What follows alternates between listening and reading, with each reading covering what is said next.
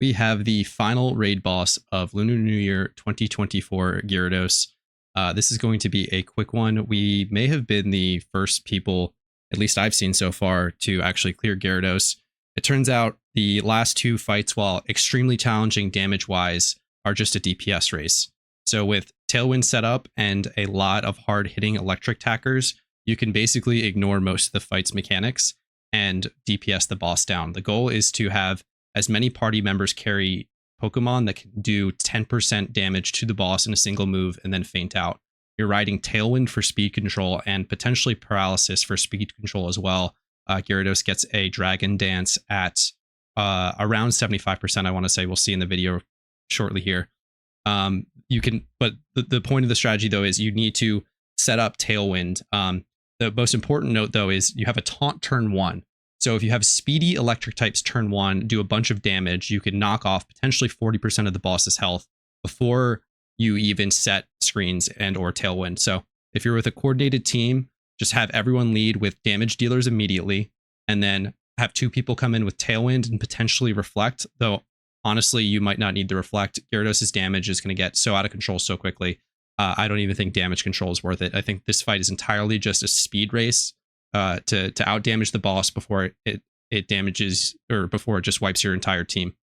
The 50% mechanic, I think, was rain. Yeah, so it'll set rain at 50%. So if you have thunder Pokemon, I would save them for later in your party. Though with a 4x weakness, you shouldn't have to deal with it at all, or you should be very, very close to damage cap. Things to consider are if you can bring your Zebstrika, that's a choice band Pokemon. Important because you're only allotted so many items with the item clause. So choice band is a great way to get a choice banded wild charge off. You also should have it from the alpha boss itself. Ampharos is a good option for specs, especially if you get them in combination together on the field. You'll get plus bonuses, though again, not really needed. The 4x weakness makes it hit cap very easily. You can also throw an electric gem on any one of your Pokemon. Expert Belt, Magnet, plenty of options. Life Orb better than both of those, actually. So just spread those out, spread those thin, and make sure that people are carrying Prankster Tailwind in case you do lose Tailwind eventually after the first allotted 5 turns are up. Important note there. You want that Tailwind to go off immediately again, so you're not getting wiped before you get any damage off, because then you're losing 4 slots of your party, 4 slots of your total 24 across the 4 parties. The scariest part of the fight, I would say, is the boss enrages at 25%, and that seems to include a damage reduction on top of that. You'll see here shortly.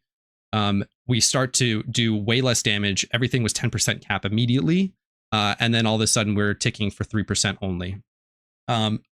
I think that almost everyone in the party had 1 more Pokemon to go or was on their last, so it definitely would have been possible to continue had we had to set up Tailwind in that last slot. But I would say you probably need 3-4 total support Pokemon out of 24 slots, 3 of them being Tailwinders, 1 of them maybe being Reflect Setter, though honestly you could probably ignore it. As far as solo queue strategies go, same thing. You need to make sure that Tailwind is up. If you can lead with something that does both, like a Zapdos, huge. Though lead is a misnomer there. Lead with something with damage, then your real lead comes after the turn 1 taunt, the opening move taunt. So good luck with Gyarados. Definitely level up some hard-hitting electric types. My Jolteon here is just from the story. That's untradeable. So you can get creative. There's some alphas you can EV train quickly and get ready to go. Other than that, good luck out there and good luck with your fights.